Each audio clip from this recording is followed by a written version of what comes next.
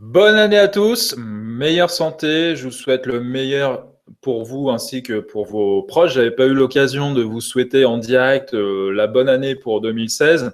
Alors évidemment, ça part pas sur de bonnes bases puisque les prix sont pas folichons, mais c'est comme ça. Mais bon, l'important c'est d'avoir des projets, de réussir, surtout d'avoir la santé. Ça c'est très très important, on le sait. Et puis, pour le reste, je vous souhaite évidemment le meilleur. Donc, je vais développer forcément mes activités en 2016. Vente son blé va continuer son développement. Je viens de lancer une nouvelle chaîne YouTube qui s'appelle Nouveau Paysan. Donc, c'est une chaîne qui aura pour vocation de traiter plus de l'agriculture en général, mais sous un angle précis, puisque l'idée est partie en fait au départ parce que je prépare mon installation à la ferme. Et donc, je me suis dit, tiens, je vais raconter comment se passe mon installation.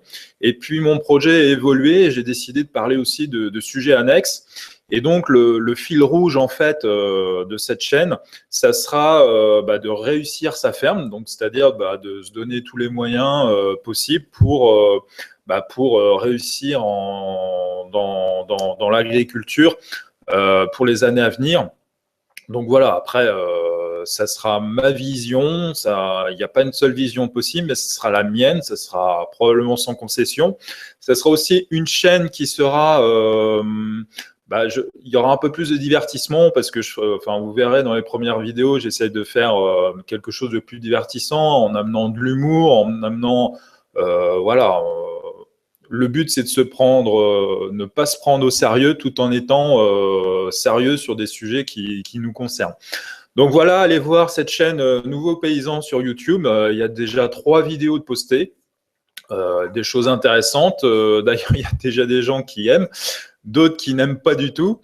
Mais bon, c'est fait pour, hein. C'est pas fait pour plaire à tout le monde. Et donc, je conviens que ça sera peut-être une chaîne qui aura peut-être pas une audience extraordinaire, mais en tout cas qui devrait plaire à un certain nombre. Revenons à notre blé, hein, parce que c'est un peu le sujet de la vidéo. Alors, juste pour faire un point sur les fondamentaux, on a vu que les marchés se cassent la gueule, un peu tout azimut. Déjà la Chine, hein, depuis cet été.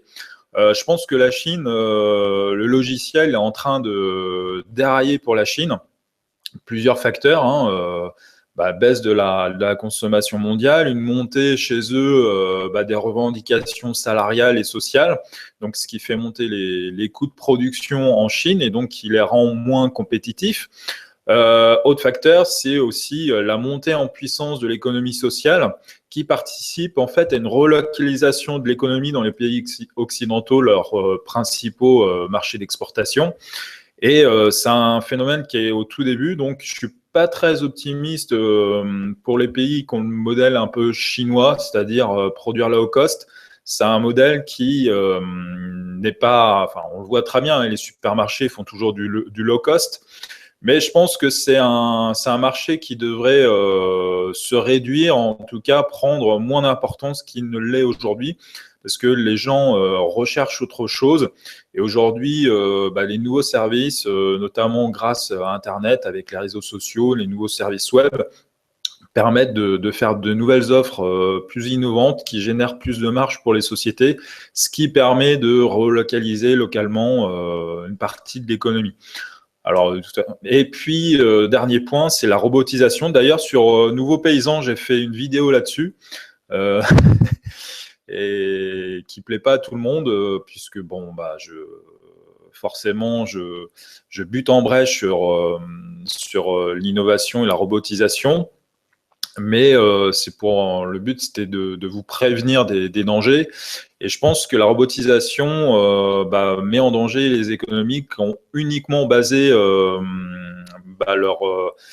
leurs atouts sur le prix et sur les coûts de production, quoi. Parce que les robots, aujourd'hui, je pense que il y a beaucoup de métiers dans 20 ou 30 ans qui vont disparaître en raison, et plus les tâches sont simples à réaliser, plus c'est automatisable et plus on peut créer des robots pour ça. Et donc voilà, donc forcément des pays comme la Chine sont clairement dans le viseur et vont devoir trouver un autre modèle de développement de leur économie. Alors ils ont les moyens, hein, ils ont engrangé beaucoup de cash ces dernières années, mais ce qui explique peut-être la chute de la Chine actuellement, c'est peut-être que les investisseurs se désengagent peut-être en raison de tout ça. Deuxième chose, c'est le pétrole qui est lié à la Chine, hein, puisque la Chine finalement produit moins, premier consommateur mondial de matières premières, le pétrole s'écroule tout simplement. Donc voilà, bon, ça, pour l'instant, ça a eu un impact sur nos matières premières, à un degré moindre que le pétrole, parce que le pétrole, aujourd'hui, on parle du baril à $20. Bon, il y a quelques mois, on était encore à 100, hein, donc je vous laisse voir un peu l'hécatombe. Autre chose, c'est qu'on a connu en fin d'année dernière la première hausse des taux américains, des taux d'intérêt. Donc ça aura probablement aussi une répercussion sur l'économie, donc sur les marchés. Et ce qui est intéressant, c'est que en Europe, on commence à avoir des pays qui reprennent la couleur. Il y avait déjà l'Angleterre, on savait aussi l'Allemagne. L'Angleterre marche très fort. Sur les pays latins, l'Espagne a fait de bonnes performances l'année dernière. Ils ont réussi à baisser drastiquement leur chômage. Et donc, peut-être que la consommation en Europe va reprendre. Et par effet boule de neige, peut-être que la France va être concernée. Donc, on verra. Ça concerne moins directement les marchés agricoles, mais c'est une donnée à prendre en compte. Juste avant de commencer l'analyse, ce que je vous propose, en fait, c'est les étrennes. Donc, je vous propose de télécharger un cadeau. Et donc, le cadeau que je vous fais, je vais vous donner en fait un e-book pour anticiper les tendances des cours. Donc, vous allez trouver ça en fait dans le lien en haut à droite. Alors, à chaque fois, je me plante. Je pense que là, c'est la bonne direction. Donc, en haut, dans le coin, vous avez un petit icône, c'est le I comme info. Donc, cliquez dessus et après, vous cliquez sur l'image et ça vous permettra d'accéder en fait à un e-book. Et cet e-book, c'est un peu une introduction, une analyse technique. Hein. Je n'ai pas fait un truc super chiadé, mais ça peut vous donner quelques bases pour ceux qui débutent. Et donc, vous m'en direz ce que vous en pensez. Alors, je vais tout de suite partager en fait mon écran. Et donc, on va en plein écran parce que c'est la deuxième fois que je refais la vidéo. Et donc, en fait, je n'ai pas envie de la refaire. Voilà, normalement, vous devez voir tout ce que j'ai à l'écran. Et comme d'habitude, on commence par l'analyse mensuelle. Alors, qu'est-ce qui se passe en mensuel? De toute façon, par rapport à la dernière analyse que j'avais faite, je crois, ça fait longtemps, hein, c'était fin novembre. Bon, de toute façon, il faut un mois et demi, c'est insuffisant pour voir une réelle évolution. On peut juste analyser le dernier chandelier. Ceci dit, on va refaire le point sur l'analyse mensuelle. Alors, on voit déjà ce niveau-là, hein, qui est quand même très intéressant, puisque c'est le niveau des 180 hein, qu'on retrouve, on l'avait vu dans les précédentes analyses, qu'on retrouve au niveau hebdomadaire et journalier. Et donc, sur les niveaux, on voit ça. Qu'est-ce qu'on voit encore? Eh bien, ce niveau-là, à peu près des 155 que je suis en train de poser. Alors, hop, je change la couleur pour que ce soit plus sympa à regarder. Et donc, on voit qu'on l'avait travaillé déjà à ce niveau-là, à ce niveau-là, à ce niveau-là. On l'a retesté ici et encore là, on l'a dépassé. Donc, le niveau des 155, c'est le niveau à surveiller dans les prochains jours et sûrement les prochaines semaines parce qu'on est coincé entre les 155 et les 180. Pour l'instant, tant qu'on n'attaque pas le printemps, je ne vois pas ce qui pourrait retourner le marché pour l'instant. Et donc, je pense qu'on va aller voir malheureusement les 155. Et donc, pour ceux qui n'ont pas encore vendu leur récolte, Il y a encore un peu de soucis à se faire. On est encore 10 € au-dessus, mais il y a forte chance qu'on aille tester ce niveau-là, voire un peu en dessous, comme on l'avait fait déjà dans la première partie de 2015. Alors, comment dire, du MACD, on voit que bon, on fait plein de faux de croisement, donc c'est un peu le bordel. C'est souvent sur les unités de temps supérieures, on va en reparler tout à l'heure, c'est souvent le signe qu'il y a, je sais pas, je pense qu'il y a un petit robot qui est en train d'un peu mener tout ça depuis quelques temps. Enfin, je sais pas. En tout cas, j'ai pas assez d'informations pour. Je suis pas dans les arcanes, mais à mon avis, il y a quelque chose dans le comportement des cours qui est bizarre. Bon, ceci dit, robot ou pas, on voit le résultat. Et le résultat, c'est que bon, on va en reparler. Je vais pas dessiner sur ce graphique-là, mais on voit qu'on a un trend baissier très marqué, quoi. Alors, si un truc que je pourrais peut-être dessiner, voir si c'est intéressant, c'est ça fait longtemps que j'ai pas utilisé cet outil-là. Voilà, je fais ça un peu improviste, hein, un peu à l'arrache. C'est dessiner tout simplement. Ça peut être intéressant de voir un petit peu ce que ça donne. C'est dessiner ce qu'on appelle une fourchette d'Andrews, qui a un autre outil de cadrage des cours. Souvent, on utilise les droites de tendance, les canaux, etc. Bon, c'est un outil un peu plus perfectionné et qui donne des bons résultats. Bon, j'ai arrêté de l'utiliser pendant un temps. Bon, là, c'est une idée qui me vient juste comme ça. Donc voilà. Bon, ce qui est intéressant, vous voyez, c'est que au niveau, on avait rebondi une fois sur la médiane, on était revenu ici. Bon, on voit très bien qu'on revient à nouveau sur la médiane ici. Bon, on est un peu sorti de la fourchette. Bon, donc voilà. Donc bon, c'était juste pour vous montrer cette technique. Bon, que j'utilise moins parce que je trouve que les canaux de tendance classiques, c'est beaucoup plus utilisé et donc forcément, il y a beaucoup plus de gens qui les suivent et ça donne de bons résultats. Donc, j'ai arrêté d'utiliser ça, mais bon, c'est des techniques qui marchent très bien. Il n'y a pas de souci avec ça. Alors, on va passer, alors juste sur les MACD, juste ici, on voit que on essaye de recroiser à nouveau. Alors, est-ce qu'on va faire un faux croisement? Est-ce qu'on va enfin croiser et aller vraiment à la baisse? Difficile à dire pour l'instant. Par contre, il y a un truc que je viens de voir, mais qui est quand même super inquiétant. Alors, attendez. On dirait que, vous voyez là, on dirait qu'on dessine un espèce de triangle.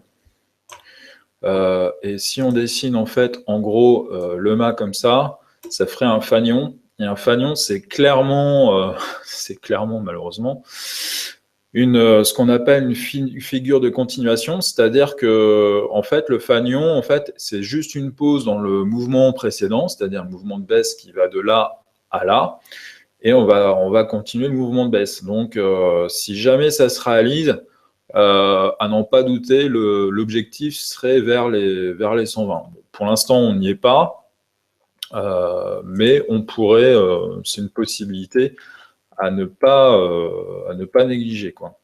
Donc, l'objectif 140 sur 280, ça fait 140. On repart de 220. Bon, ça ferait quand même énorme, hein. Ça nous mettrait en dessous des 120 eurotonnes. Je pense pas qu'on aille sur ces niveaux-là, quoi. Mais bon, on peut, on peut toujours dire des fois que c'est impossible. Sur le pétrole, on a bien vu, personne croyait que le pétrole allait retourner sur des niveaux aussi bas en si peu de temps. Et aujourd'hui, on y est, hein. Donc pourquoi pas. Attention, attention. Mais pour l'instant, tant que le triangle n'est pas cassé, ça ne sert à rien de faire du pessimisme. Alors, on va passer en analyse hebdomadaire. Alors, il est où mon beau graphique hebdo? Il est ici. Alors, en hebdo, je dirais rien de neuf sous le soleil. On retrouve notre niveau des 150 ici. Hop. Donc, qu'est-ce qu'on a comme niveau à proximité? Bon, on a ce niveau-là, hein, des 180. Hein, on retrouve les niveaux qu'on avait finalement trouvés qu'on avait trouvé en mensuel, à peu de choses près. Hein, donc, on a tapé ici, là, on n'était pas loin, on a retapé ici. Là, on a rebondi à la hausse, on repart en bas. Donc, il y a fort à parier que, en plus, sur les MACD, on a une impulsion baissière. Donc, il y a très, très fort à parier qu'on reparte sur les 150 €. Après, qu'est-ce qui se passera sur ce niveau-là? Pour l'instant, il est beaucoup trop tôt pour le dire. Mais bon, on peut vraisemblablement penser qu'on va aller retourner vers les 150. Il n'y a pas tellement de niveaux intermédiaires entre les 150 et 180. Donc le marché n'a pas vraiment de filet de sécurité et donc il peut glisser tout naturellement, enfin même pas glisser, hein, chuter, hein, parce qu'on voit que généralement, quand on décroche des 180, ça décroche très vite ici. Hein. On l'avait vu déjà à la deuxième partie de 2014, où les cours avaient fait un V très rapide, on était remonté très rapidement. Là encore, on avait fait un V très rapide. Deuxième partie de 2015, encore, on a fait ça. Et là, peut-être qu'on est parti pour à nouveau faire ce genre de figure. Donc, de toute façon, on est dans la baisse, donc autant que ça baisse le plus vite possible, et on peut espérer rebondir sur les 150 comme on l'avait fait les fois précédentes, il n'y a aucune garantie là-dessus, et puis retrouver des niveaux très rapidement derrière sur les 190, 200, mais ça, vu le rythme, hein, parce qu'on est en graphique hebdomadaire, ça risque de nous emmener au milieu, voire à la fin du printemps. Donc, pour la récolte actuelle, ça va être chaud et marron parce que la campagne va se terminer au moment où les prix vont remonter probablement. Donc, pas évident à gérer au niveau de votre trésorerie, évidemment, et au niveau de la gestion des campagnes parce que quand ça va remonter, on sera probablement à cheval sur 2 campagnes de récolte. Alors, autre chose.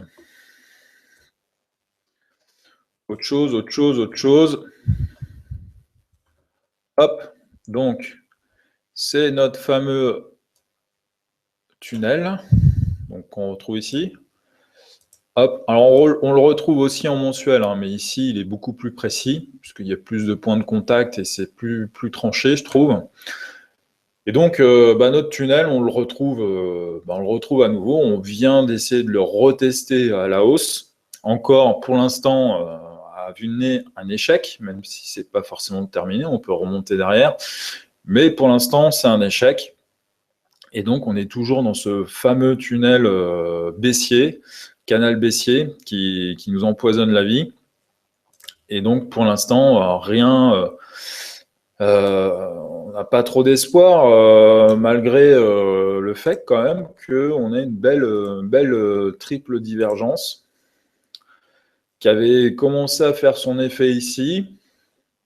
On a retenté quelque chose ici. Mais bon, voilà, pour l'instant, ça ne se traduit pas encore sur les cours. Il y a des faiblesses momentanées dans le mouvement. Mais pour l'instant, les haussiers, clairement, ils ont peur et donc ils n'arrivent pas à prendre la main sur les baissiers. Et donc tout ça ne fait pas évoluer, malgré qu'il y a peut-être des opportunités pour les haussiers de reprendre le leadership et finalement de reprendre la main et de faire monter les cours.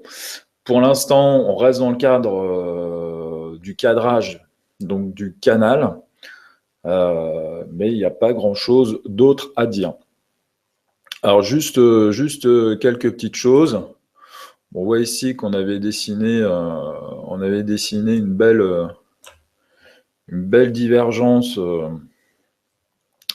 inverse qui était baissière. Hop, je vous la dessine ici.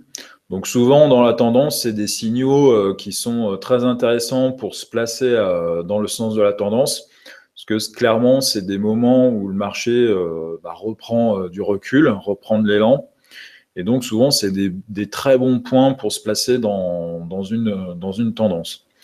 Donc là, par exemple, un trader pouvait très bien finalement se positionner dans cette zone et derrière revendre, pourquoi pas, sur la médiane du canal. C'était pas très risqué et il empochait les gains très rapidement, enfin sur quelques semaines quand même.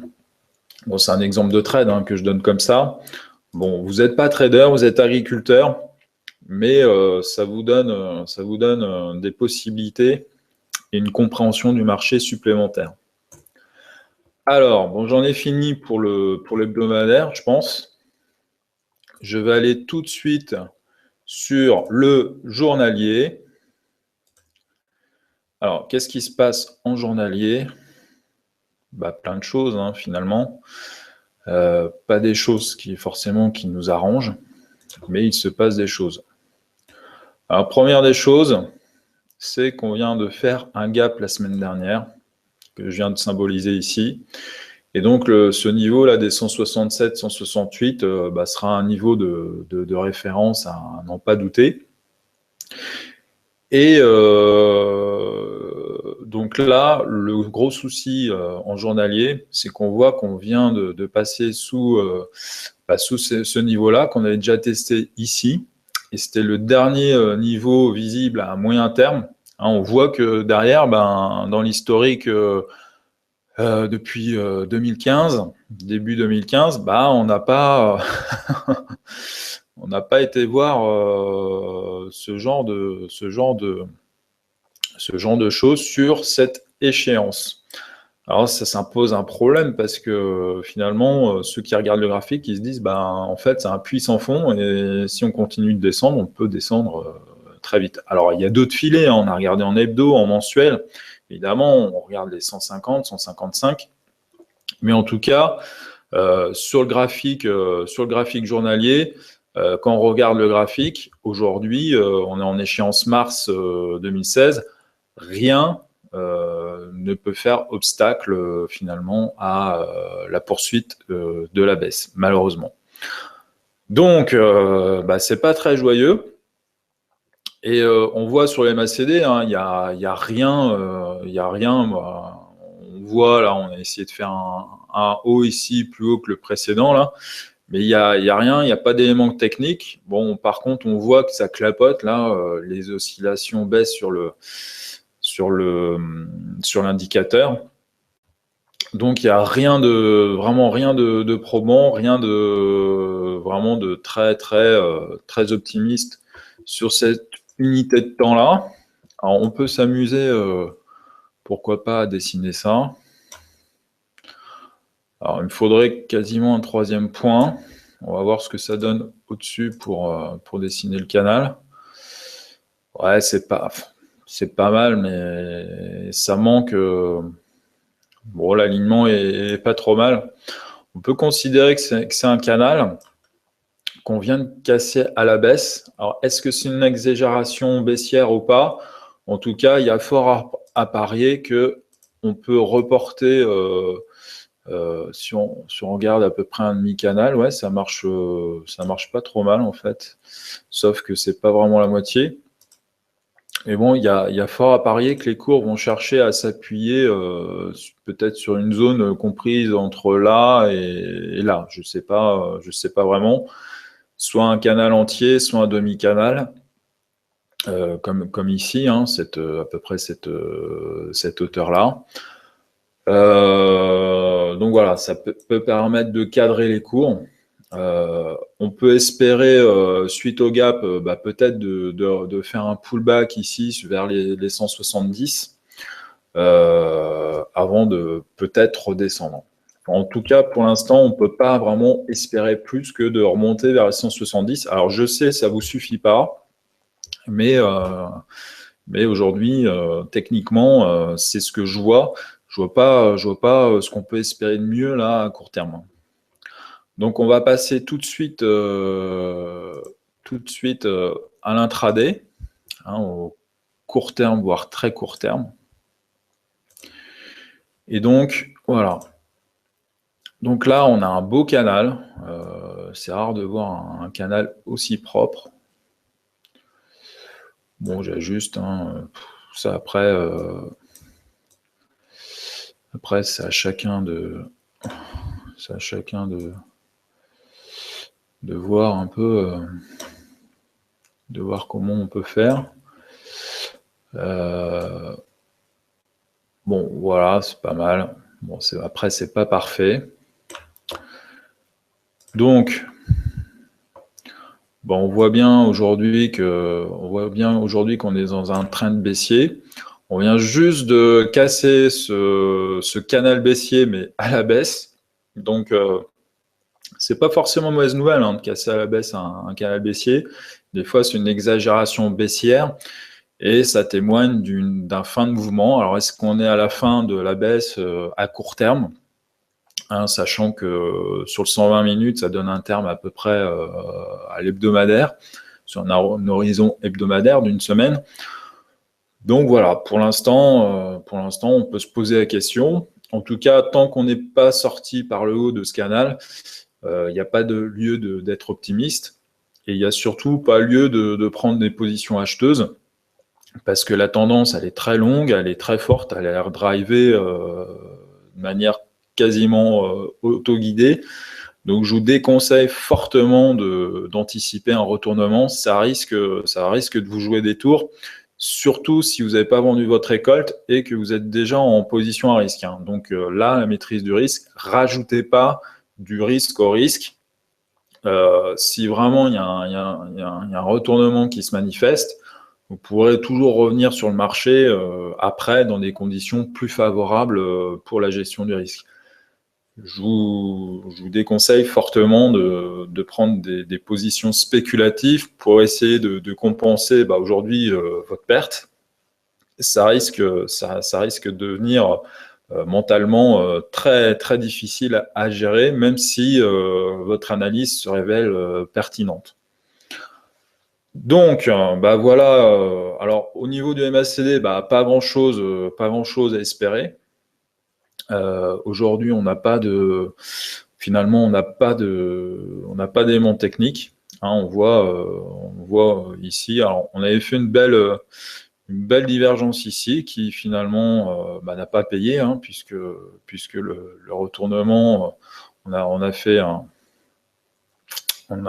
en fait un essai ici là essayer de repasser par-dessus avec un gap, hein. C'est vrai que la configuration était sympa, mais ça n'a pas fonctionné.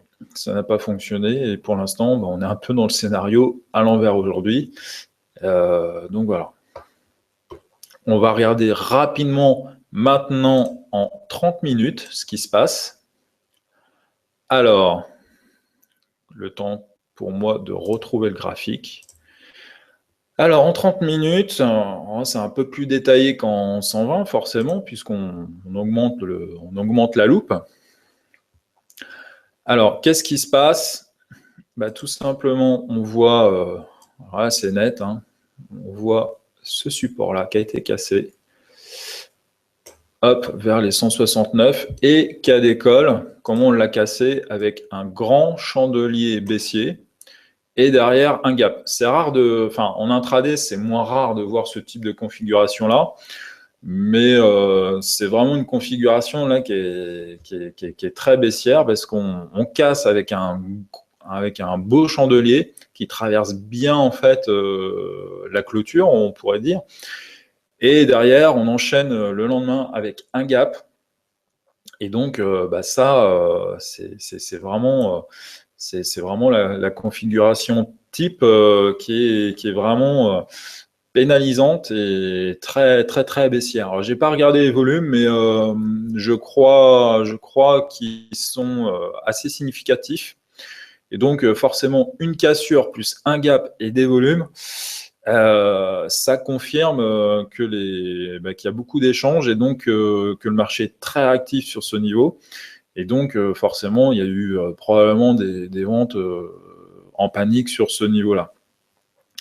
Donc, qu'est-ce qu'on peut espérer? On voit que les cours, là, depuis, essayent de revenir par le haut, là, vers les 167. Alors, on va peut-être aller boucher le gap à 168.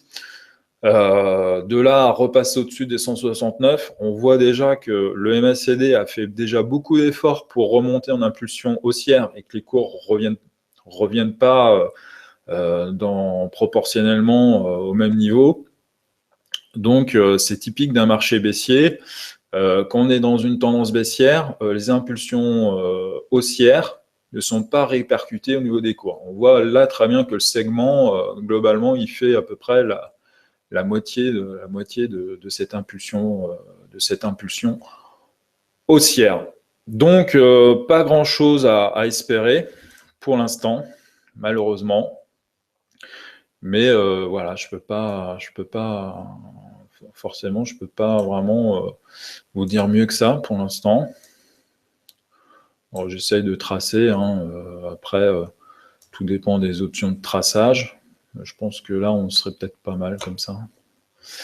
Bon, de toute façon, on sait ce qu'il en est. Pour l'instant,